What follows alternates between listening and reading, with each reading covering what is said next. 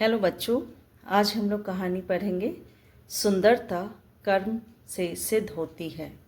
कहानी देखिए। एक बारहसिंगा हिरन था। वह बहुत स्वस्थ और सुंदर था। उसे अपनी सुंदरता पर बहुत घमंड था।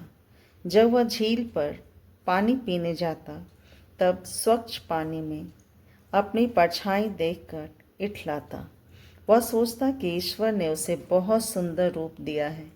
एक दिन वह झील पर जाकर पानी पीने लगा।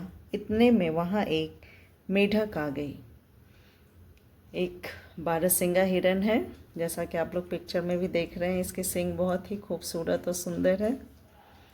एक बारहसिंगा हिरन जो बहुत स्वस्थ और सुंदर है, और इस बात का उसे घमंड भी है। उसे अपनी सुंदरता का बहुत घमंड है कि वह इतना सुंदर है। जब भी वो झील पर पानी पीने जाता तो झील का पानी जैसे बिल्कुल शांत रहता, तो उसमें वो अपनी परछाई देखता था, अपना चेहरा देखता, और वो बहुत सुंदर दिखाई देता था। उसे अपने सुंदरता पर बहुत घमंड भी था। वह सोचता कि ईश्वर ने उसे बहुत सुंदर रूप दिया है। एक दिन वह झील पर पानी पीने गया तो वहाँ पर एक मेढक भी निकल कर आया। मेढक ने आगे देखे, वाह हिरन भाई, तुम तो बड़े सुंदर हो। मेढक बोला। तो मेढक ने कहा हिरन से, बारहसिंगा से, कि वाह हिरन भाई, तुम तो बड़े सुंदर हो। वह तो मैं हूँ, हिरन अहंकार से भरकर बोला। देखो मुझे भगवान ने कितना सुंदर रूप दिया है, मेरा रंग कितना मनोहर है। तो मेढक की बात पे पूरी तरह से हिरन भी सहमत हुआ। बोला कि हाँ, वह तो मैं हूँ ही, बहुत सुंदर हूँ मैं। मुझे देखो भगवान ने कितना सुंदर रूप दिया, मेरा रंग भी बहुत ही मनोहर है, बहुत ही सुंदर है। रंग तो है ही, तुम्हारा सिर भी बहुत सुंदर है और खूब चौड़ा है। मेढक आगे बोला हिरन को कि रंग तो तुम्हारा सुंदर है ही, और तुम्हारा रंग बहुत सुंदर है और शरीर भी बहुत सुंदर, और तुम्हारा जो माथा है, जो तुम्हारा सिर है, वह भी बहुत चौड़ा है। तो आगे बोल रहा है कि हाँ भाई, और मेरे सींग तो देखो। फिर हिरन बोल रहा है मेढक को कि मेरे सींग भी तो देखो, लंबे लंबे फैले हुए हैं, कितने प्यारे लगते हैं, जिस तरह धरती का मुकुट हिमालय। फिर बड़े अहंकार में पड़कर हिरन बोलता है मेढक को कि तुम मेरे सींगों को तरफ तो देख ही नहीं रहे हो, मेरे सींग भी तो देखो, कितने लंबे लंबे हैं, फैले हुए हैं, कितने प्यारे लग रहे हैं, जैसे हिमालय मुकुट का काम करता है हमारे देश का, और इतना सुंदर है, उसी तरह ये मेरा सींग भी है। तुम्हारे सींग मजबूत भी तो बहुत हैं, मेढक ने उसकी बड़ाई करते हुए कहा। फिर दोनों की बातचीत चल रही है। मेढक अब कहता है कि तुम्हारे सींग मजबूत भी बहुत हैं। फिर आगे दोनों की बातचीत जारी है। ऐसे सींग किसी अन्य पशु के नहीं, तभी तो सब मुझसे जलते हैं। मैं तो भगवान का बहुत धन्यवाद करता हूँ जो ऐसे प्यारे सुंदर सींग केवल मुझे ही दिए।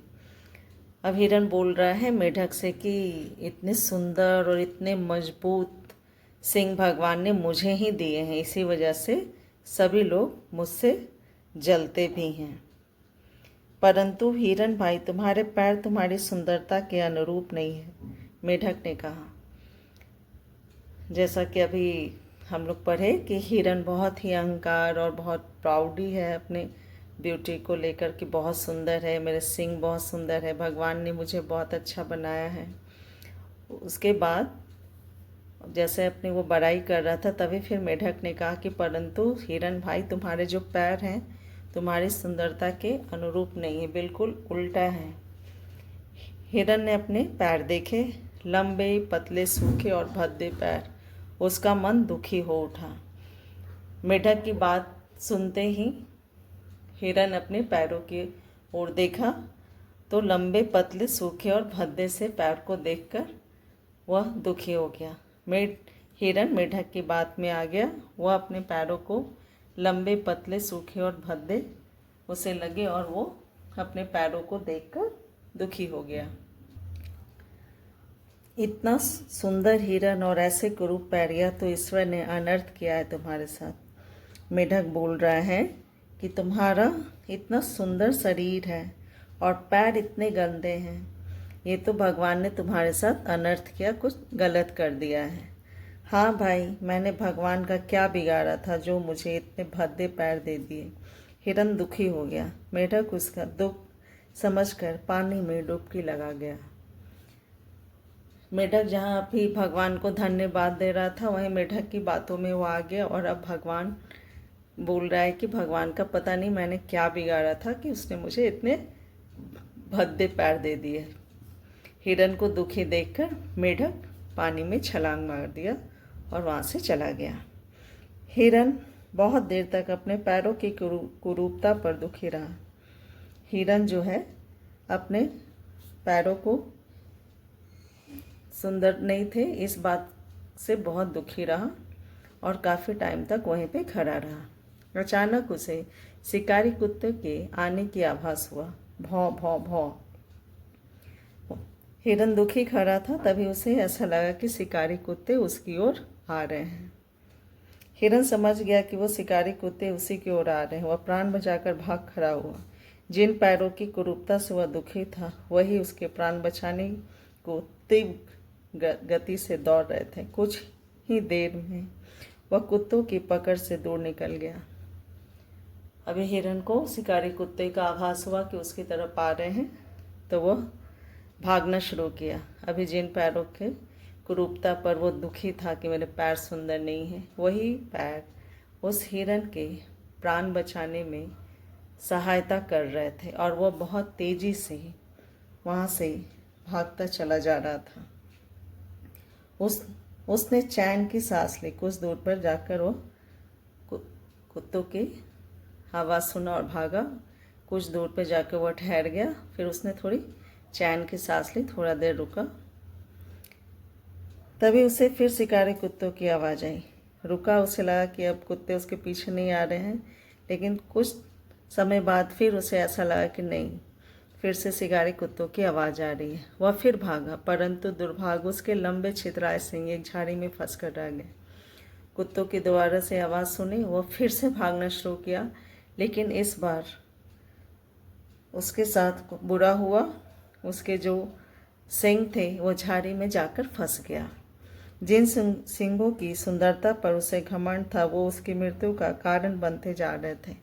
जिन सिंहों पर हिरन को बहुत घमंड था, बहुत अहंकार था, अब वो सिंह झाड़ी में फंस गए और उसकी मृत्यु का कारण बनने जा रहे थे। उसने बहुत प्रयास किया, उसने बहुत कोशिश की, बहुत ताकत लगाया, झाड़ी से छुटकारा पाना चाहा, परंतु सिंह बुरी तरह झाड़ी में उलझ गए। सिंह बहुत कोशिश किया कि उसकी झाड़ी से उसके सिंग निकल जाए, लेकिन वह सफल नहीं हो पाया। वह उसे फंदे से नहीं छूट सका। अतः शिकारी कुत्ते उसके पास आ गए। वो उस पर टूट पड़े। उन्होंने उसका शरीर, सुंदर शरीर, नोचना खसूटना शुरू कर दिया। वो झाड़ी से अपने सिंग को नहीं निकाल पाया और इस वजह से कुत्ते उसके पास आ गए और उसके शरीर को नोचना शुरू कर दिए। बारहसिंगा पश्चाताप करके सोचने लगा, मैं अपने पैरों को लंबे, पतले और भद्दे समझता था, जबकि वही मेरे प्राण बचाना चाहते थे, और जिन सिंगों को मैं सुंदर और दुर्लभ समझता था, वही मेरी मृत्यु का कारण बने। जब कुत्तों की पकड़ में हिरन आ गया तो उस टाइम उसे बहुत दुख हो रहा है। वो सोच रहा है कि जिन पैरों को मैं लंबे भद्दे समझता था, वही मेरे प्राण बचाना चाहते थे, और जिन सिंगों को मैं सुंदर और दुर्लभ समझता था, वही मेरे मृत्यु का कारण बने। हिरन की कुछ सांसें शेष बची। मरने से पहले उसे इस बात को जान गया कि किसी चीज़ की सुंदरता उसके कर्म से सिद्ध होती है। मरते मरते हिरन को यह समझ आ गया कि किसी भी चीज़ की सुंदरता उसके कर्म से सिद्ध होती है। किसी भी चीज़ का सुंदर होना उसके कर्मों से ही सिद्ध होता है। तो ये थी कहानी। अब हम इसका प्रश्न उत्तर देखेंगे। पहला प्रश्न है, बारहसिंगा को किस बात का घमंड था? लिखिए इसका उत्तर आप लोग।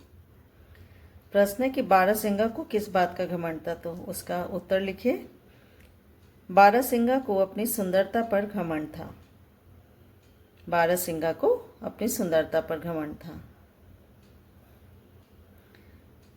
अगला प्रश्न है, मेढक ने बारहसिंगा से कहा कि मेढक ने बारहसिंगा से क्या कहा? इसका उत्तर है, मेढक ने बारहसिंगा से कहा कि वाह भाई, तुम तो बड़े सुंदर हो। अगला प्रश्न है, हिरन किससे भाग रहा था और क्यों? इसका उत्तर लिखिए। इसका उत्तर है, हिरन शिकारी कुत्तों के डर से भाग रहा था। शिकारी कुत्ते उसे अपना शिकार बनाना चाहते थे। अगला प्रश्न है, हिरन को अपने पैरों को देखकर कैसा लगा? इसका उत्तर लिखिए। हिरन को अपने लंबे, पतले, सूखे और भद्दे पैरों को देखकर बहुत दुख हुआ। अगला प्रश्न है, हिरन को भागते हुए क्या समझ आ गया?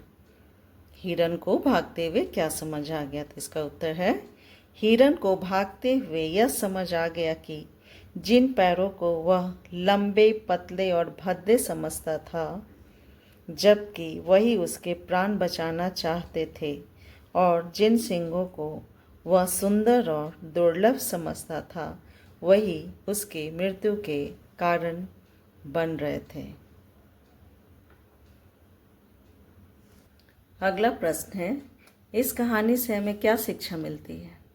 इसका उत्तर है, इस कहानी से हमें यह शिक्षा मिलती है कि किसी चीज़ की सुंदरता उसके कर्म से सिद्ध होती है।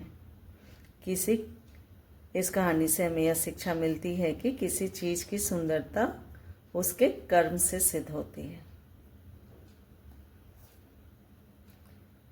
अगला है, सही उत्तर पर चिन्ह लगाएं।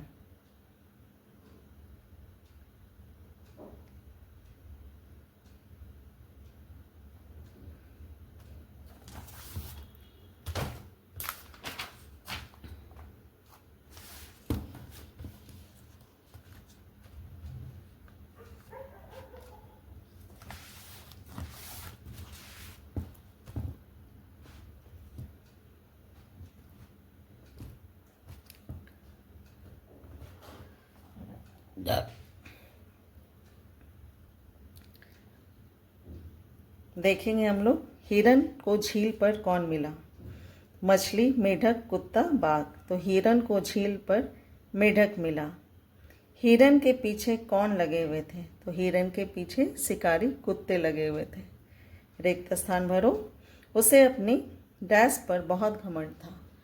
तो यहाँ हम सुंदरता लिखेंगे। उसे अपनी सुंदरता पर बहुत घमंड था। एक दिन वह डैश पर जाकर पानी पीने लगा। तो यहाँ हम झील लिखेंगे। एक दिन वह झील पर जाकर पानी पीने लगा। उन्होंने उसका सुंदर शरीर डैश शुरू किया। यहाँ पर हम फिल करेंगे नोचना, खसोटना। उन्होंने उसका सुंदर शरीर नोचना, खसोटना शुरू किया। मैं अपने पैरों को लंबे डैश और डैश समझता था। तो यहाँ पे हम फिल करेंगे दोनों में, पतले और भद्दे। मैं अपने पैरों को लंबे, पतले और भद्दे समझता था। सही या गलत पर निशान लगाएंगे। यह सही है या गलत? देखिए, हिरन खूब स्वस्थ और सुंदर था।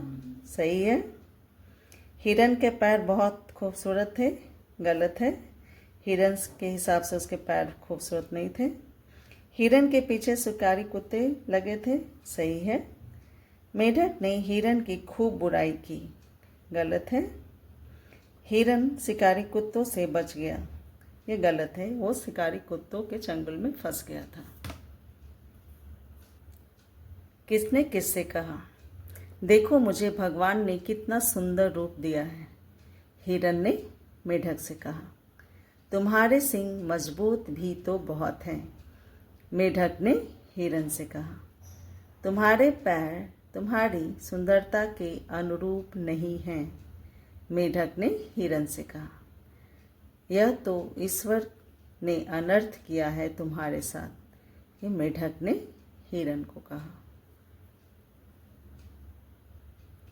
यह थी कहानी सुंदरता कर्म से सिद्ध होती है और उसके प्रश्नोत्तर। Thank you.